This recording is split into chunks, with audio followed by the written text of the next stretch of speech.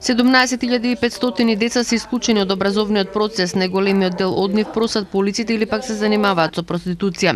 Овогодинешното мото на светската кампања за враќање на децата во училиштата е за секој дете е потребен наставник.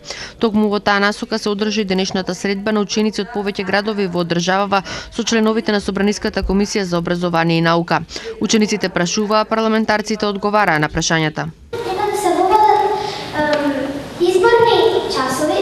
Изборни предмети за учениците од прво до четврто одделение, а еден од нив е часот поетика.